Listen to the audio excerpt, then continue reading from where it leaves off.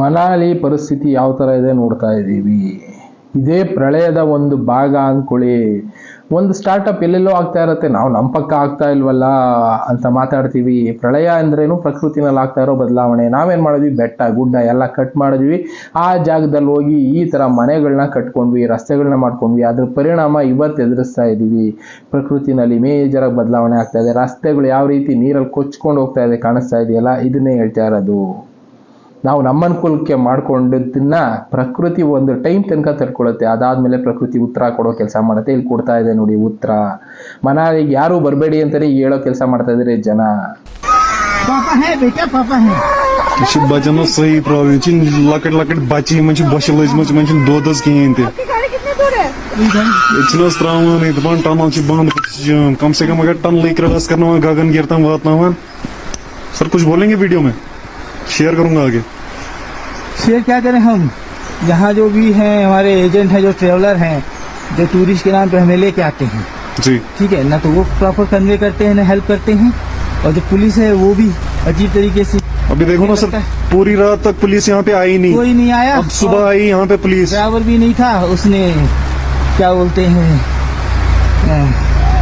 जो हीटर था गाड़ी के अंदर वो भी बंद करके चला गया। जी जी, 2-2.5 साल के बच्चे हम 3 फैमिली थे जी, रात भर तक तो पाए जी। हमने इधर उधर फोन किया था, फोन एसएचओ ने भेजा कुछ लोग को। अब एसएचओ जो है देखिए तो वहाँ से लेके वहाँ तक हमारे बच्चे को कह रहा है लेके जाइए पैदल ठंड में। इससे अच्छा तो ड्राइवर आ गया था।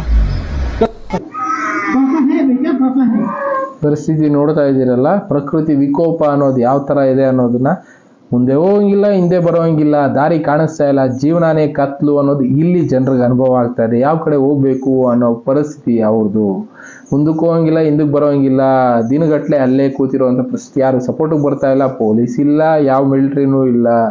ಈ ವಾತಾವರಣದಲ್ಲಿ ಏನು ಸಪೋರ್ಟ್ ಮಾಡ್ತಾರೆ? ಪ್ರಕೃತಿ ಮುಂದೆ ಯಾರು ದೊಡ್ಡವರಲ್ಲ ಅನ್ನೋದಕ್ಕೆ ಇಲ್ಲೊಂದು ಎಕ್ಸಾಂಪಲ್ ಕೊಡ್ತಾ ಇದೆ ಅಷ್ಟೇ ಪ್ರಕೃತಿ. ಇದು ಸಣ್ಣ ಒಂದು ಇಂಪ್ಯಾಕ್ಟ್ ಇನ್ನ ದೊಡ್ಡ ಮಟ್ಟಕ್ಕೆ ಎಷ್ಟೆಷ್ಟು ಕೊಡ್ತಾನೇ ಇದೆ, ನಾವು ಅರ್ಥ ಮಾಡ್ಕೊಳ್ತಾ ಇಲ್ಲ ಅಷ್ಟೇ.